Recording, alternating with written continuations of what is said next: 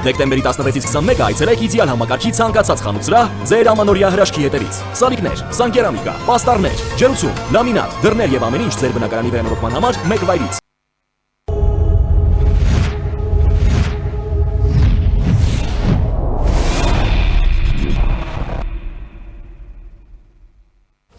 Մեր եթերը շարունակվում է, մեր հյուրն է Հայաստանի Հանրապետության ֆինանսների նախկին նախարար, Հայաստանի պետական տնտեսագիտական համալսարանի ֆինանսների ամբիոնի վարիչ Լևոն Բարխուդարյանը։ Բարև ձեզ, պարոն Բարխուդարյան։ Բարև ձեզ։ Պարոն Բարխուդարյան, սկսենք այսօրվա Կենտրոնական բանկի նախագահի մամուլի ասուլիսից մի երկու թիվ բերենք եւ փորձենք վերլուծենք, հասկանալով թե ինչ է կատարվում մեր ներքին շուկայում, Հայաստանի տնտեսությունում։ Այսօր Կենտրոնական բանկը իջեցրել է վերաֆինանսավորման տոկոսադրույքը, սահմանելով այն 6.50%։ Հայտնի է, որ իջեցվել է 0.25 կետով այդ դրույքը։ Ընդհանուր առմամբ սա ըստ ձեզ ինչով է պայման։ Իմիջիայլոց ես ավելի լավ կարդամ իրենց հիմնավորումը, որից հետո արդեն վերլուծենք։ 25 թվականի 4-րդ երամսյակում 12 ամսյա գնաճը դանդաղել է, նոյեմբերին կազմելով 3.1%, այդ ընթացքում 12 ամսյա բնականon գնաճը փոքր ինչ ավելացել է, կազմելով 3.8%։ Բացի այդ, համաշխարհային տնտեսությունում եւ Հայաստանի հիմնական գործընկեր երկրներում պահանջարկի աճի հետագա դանդաղման, իսկ ԱՄՆ-ում զուգահեռաբար նաեւ գնաճի արագացման ռիսկերը պահպանվում են, նշում է Կենտրոնական բանկը։ Սա խոսում է մի բանի մասին, առասարակ ռեֆինանսավորման տոկոսադրույքի իջեցումը դրականը, եթե չի բերում լրացիչ սղաճի։ Դրականը ինչ առումով, ավելի մատչելի է դառնում գումարը, ավելի մեծանում են վարկավորման ծավալները, այսինքն գումարը որոշ չափով ավելի շատ է գնում դեպի բիզնեսը։ Այդքան մեծ չէ, բայց այսուհանդերձ այդ միտումը կա։ Սա նշանակում է ըստ իս, որ նաև վերահսկելի է գնաճը արդեն այս տարեկան սղաճը, որը կկազմի երևի 3.5% կամ այդպես մի բան, ամեն դեպքում 4%-ից պակաս։ Իսկ Կենտրոնական բանկի ծրագրերի համաձայն եւ նաեւ կառավարության, եթե չեմ սխալվում, բյուջեի մասին օրենքում կա կետ, որ պետք է լինի 3 ± 1.5%։ Այսինքն այդ շրջանակների մեջ է մնում, հետեւաբար նաեւ հաշվարկված է ազդեցությունը եւ կարգավորվում է Կենտրոնական բանկի եւ կառավարության համատեղ ջանքերով։ Այդ նշանակում է մնացած դեպքերում այլ հավասար պայմաններում իհարկե ռեֆինանսավորման տոկոսի իջեցումը միայն նպատակ ունի ավելի խթանել տնտեսական ակտիվությունը, ավելի մատչելի դարձնել փողը տնտեսվարող սուբյեկտների համար, նաև ֆինանսանց համար։ Սա դրական երևույթ է ընդհանուր առմամբ։ Շարունակեմ ընթերցել Կենտրոնական բանկի հաղորդագրությունը, հիմնավորումը մակրոտնտեսական ընթացիկ զարգացումների պայմաններում ֆինանսական շուկայի մասնակիցները ընդհանուր առմամբ ակնկալում են, որ ՀՀ Կենտրոնական բանկը միջնաժամկետ հորիզոնում աստիճանաբար կնվազեցնի քաղաքականության տոկոսադրույքը մինչև 6.25%։ Սա ինչի մասին է խոսում, որ այդ տենդենսը շարունակական է։ Այդ միտումը շարունակվում է, տեսնենք զգուշորեն կամաց իջեցնում են։ Դա նշանակում է, որ փորձում են գավորելի պահել նաև սղաճը ճիշտ շրջանակների մեջ, որպեսզի հիպերսղաճ չլինի, եւ դա միայն դրական է։ Իհարկե տեմպերը այնքան էլ բարձր չեն։ Եթե մենք խոսում ենք տնտեսական բումի մասին, լավ առաջընթաց զարգացման մասին, մասնավորապես արդյունաբերության կամ նույն գյուղատնտեսության եւ այլն, եթե լուրջ ներդրումների մասին ենք խոսում, ապա այսօրվա բանկային միջին տոկոսադրույքները իհարկե դրան չեն նպաստում։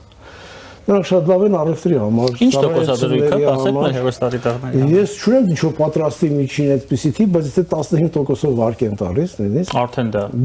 արդեն շատ մեծ է։ Պատկերացրեք մի ներդրողի, որը գումարի կարիք ունի եւ նա պետք է ներդրում անի մոտավորապես 2.5-3 տարի հետևում շինարարություն, սարքավորումների տեղադրում, արտադրանքի թողարկում, դա արդեն բավականին մեծ գումար է։ Եղել են դեպքեր, ես օրինակ գիտեմ սրանից մոտ 8-9 տարի առաջ, որ առանձին արտադրողներ, առանձին բիզնեսմեններ դրսից ուղղակի վարկեր են ստացել տարբեր ինվեստիցիոն ընկերություններից, ինչ ասեմ 3%-ով, 4%-ով ոչ ավել։ Եվ առանց պետական երաշխիքի եւ շատ լավ աշխատել է դա։ Այսինքն տեսնում եք ինչքան մեծ է այդ տարբերությունը, ինչքան պետք է աշխատեն մեր բանկերը, որ աշխարհաբար իջեցնեն տոկոսադրույքները։ Դա կարվի նաև դրա հաշվին, որ կիջեցվեն նաև դեպոզիտների դիմաց վճարվող տոկոսադրույքները, որտեվ եթե բանկը վճարում է 9-10%, նա չի կարող 7%-ով վարկավորել բնականաբար։ Դրա վրա պետք է ավելացնել իր մարժան եւ այլն։ Զարգացումները կբերեն դրան։ Դա էապես կփոխվի, եթե ստորագրվի խաղաղության համաձայնագիրը եւ սահմանները բացվեն։ Ժամանակ տնտեսական հետաքրքրությունը եւ ներդրումային ընկերությունների հետաքրքրությունը շատ ավելի մեծ կլինի։ Ես հենց ուզում եմ մեր զրույցը պարոն Բարխոդարյան տանի դեպի այդ կողմ, եթե իրոք խաղաղության պայմանագիրը ստորագրվի եւ թրիպը սկսի իրականանալ, սա արդյոք խոսում է այն մասին, որ մեր ակնկալիքները այդ տնտեսական բումի կարող է իրականություն դառնալ։ Որտեղ Հայաստանը շատ փոքր երկիր է, որը ունի շատ փոքր շուկա, եւ դա արդեն կարող է նպաստել այդպիսի մակարդակի զարգացումներին։ Դա հիմնականում կնպաստի նրան, որ այստեղ զարգանան արտադրություններ, որոնք միտված են արտահանմանը, ապրանքների ծառայություններին։ Ինչպես դուք նշեցիք, շուկան փոքր է։ Տարողությունը ավելի փոքր է շուկայի, քան պոտենցիալը, կարողությունները ապրանքների ծառայությունների արտադրման, ուրեմն դա պետք է արտահանվի։ Նույնիսկ Խորհրդային Միության տարիներին Հայաստանը դրական վճարային հաշվեկշի ունեցող երկիր է եւ շատ ավելի արտահանում։ Իհարկե հետո գները փոխվեցին, անցավ միջազգային գների, ներկրվող ապրանքների, հատկապես վառելիքաէներգետիկ ապրանքների գները էապես աճեցին, բայց այսուհանդերձ պոտենցիալը, կարողությունները բավականին մեծ են Հայաստանում արտադրում, նույնիսկ այսօր։ Երբ որ ճանապարհները բացվեն, դա լրացուցիչ հնարավորություններ կստեղծի թե ապրանքների եւ ծառայությունների արտահանման, եւ թե շատ կարեւոր ազդակ կլինի միջազգային շատ խոշոր ներդրողների կողմից, որ արդեն այստեղ տարածաշրջանը կայուն է միջ ազգային, ազգամիջյան եւ միջպետական տարբեր կոնֆլիկտներ, մեծ հակասություններ, պատերազմներ այլևս չկան։ Եվ կարելի է այստեղ ներդրում անել մի քիչ ավելի միջնաժամկետ եւ երեխայաժամկետ հատվածներում։ Պարոն Բարխոդարյան, դուք որպես տնտեսագետ, որպես նախկին պաշտոնյա վստահ եմ, որ տեղյակ եք։ Հասկանալի է, չէ՞, որ երբ որ լուրջ ֆինանսական ընկերություններ, այն էլ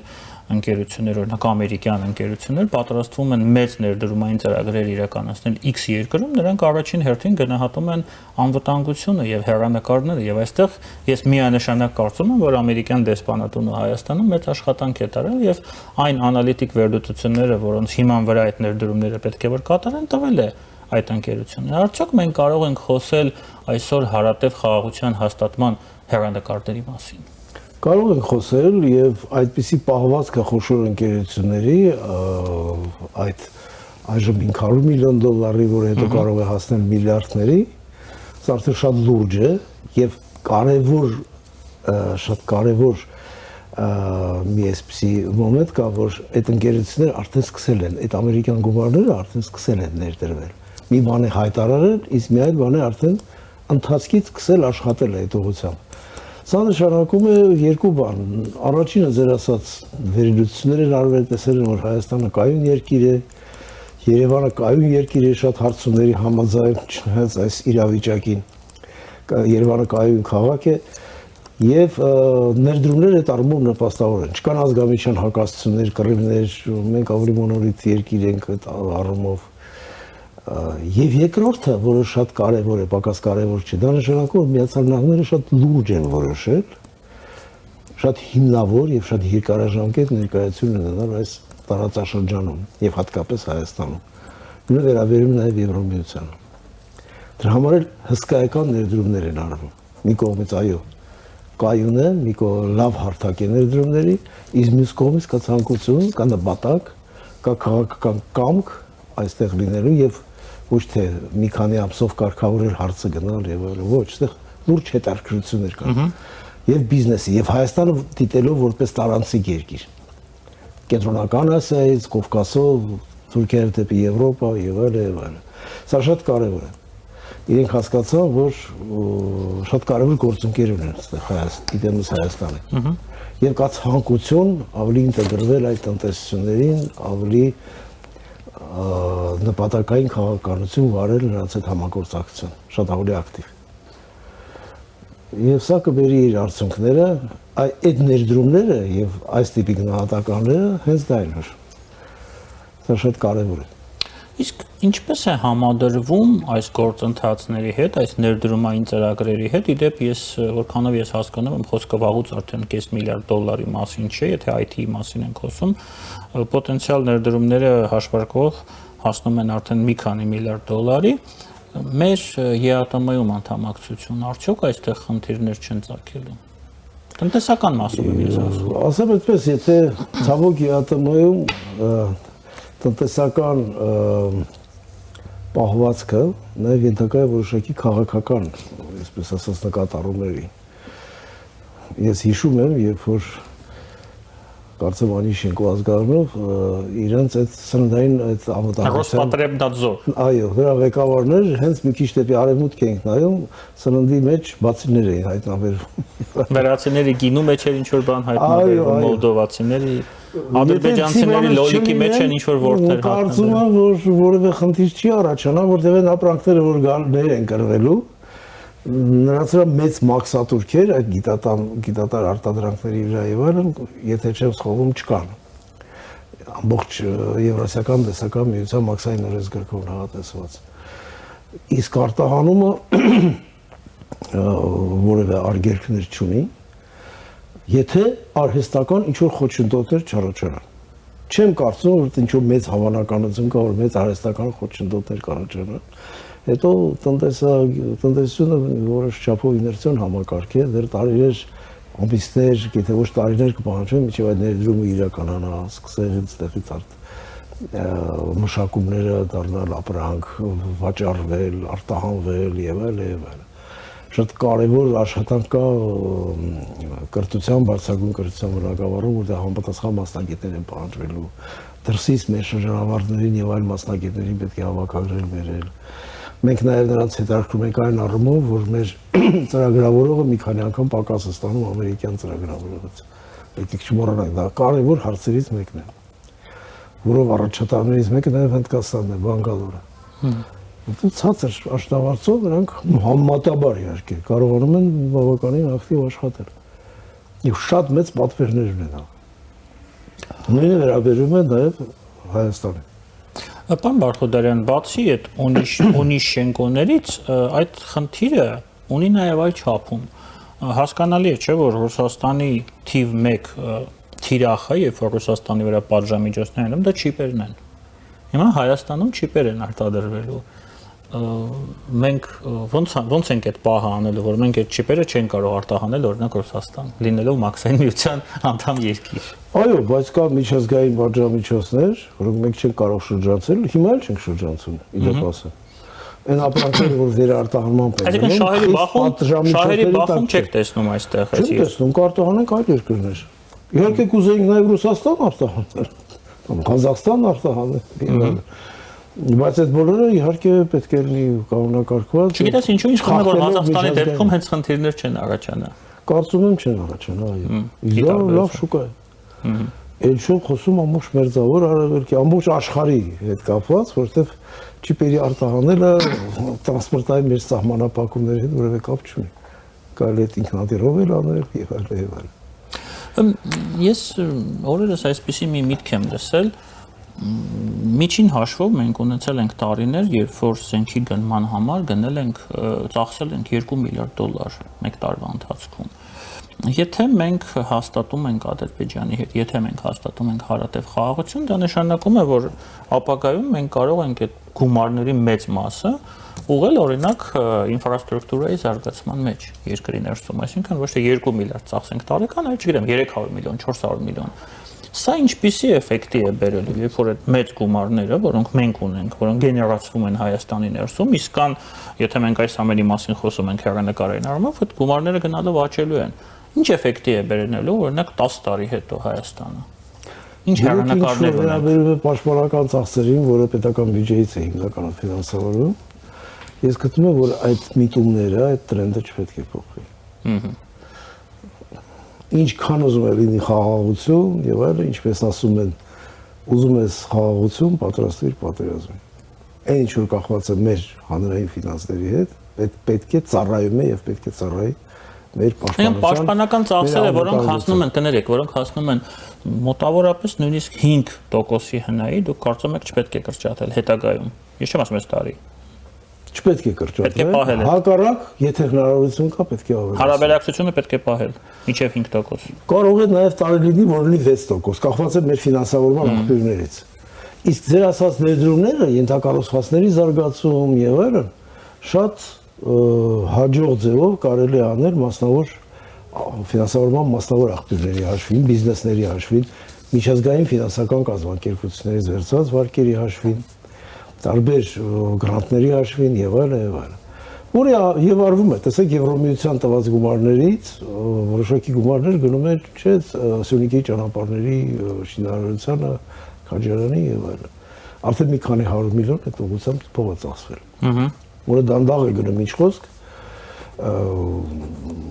բայց գնում է այդ աշխատանքները։ Եվ այ պետք է տեմպերը արագացվեն։ Մեր մոտ այն վիճակն է, որ գումար կա։ Թեկուզ եւ վարկի տեսքով, բայց էժան վարկերի տեսքով։ Պետք է ծախսել, պետք է ծրագրեր մշակել, այդ ծրագրերը պետք է առաջարկել։ Այդ ուղղությամբ պետք է ակտիվ աշխատել խորհրդատվական ընկերությունների հետ, մասնագետների հետ։ Ամեն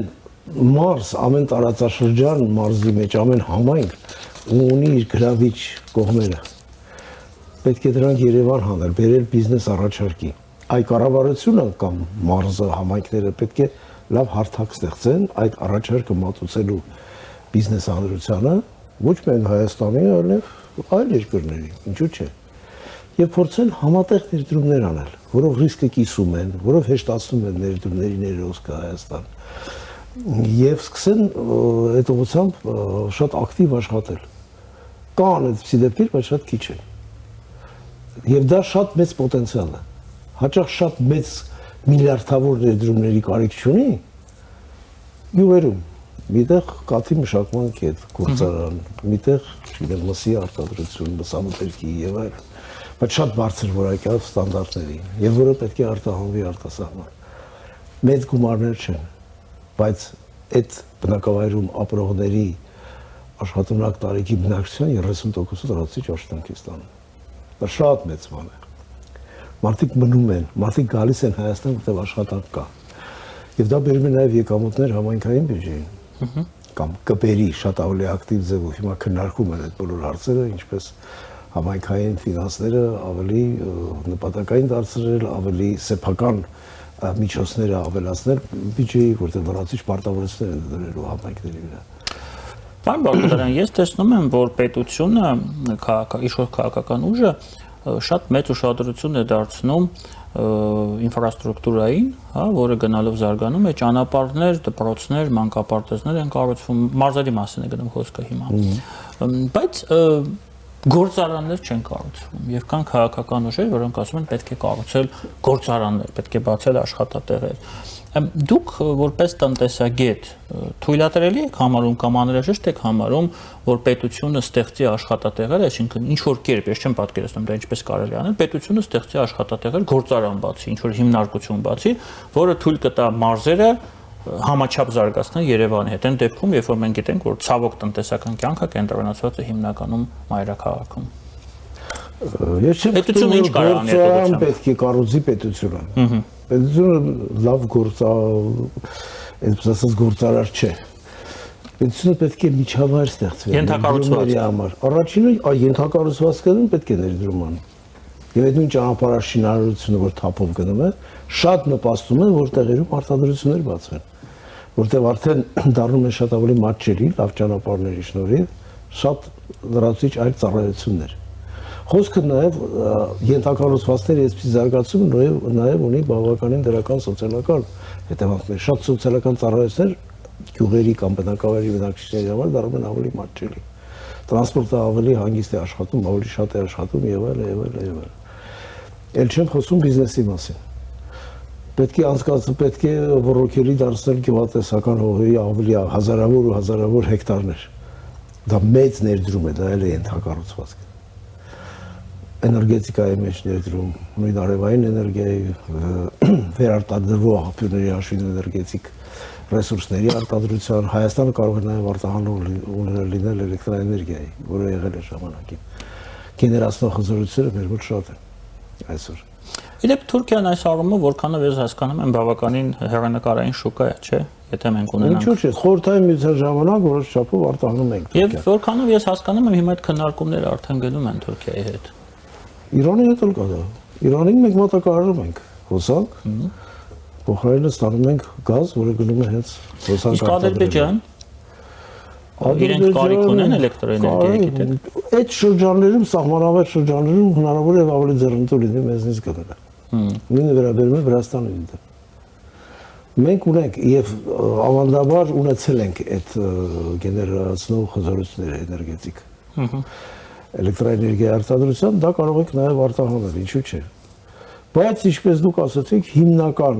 շեշտը պետք է դրվի այդ գիտատար արտադրությունների վրա, տեղեկատվական տեխնոլոգիաների վրա, որոնք շատ հարմար են արտահանման առումով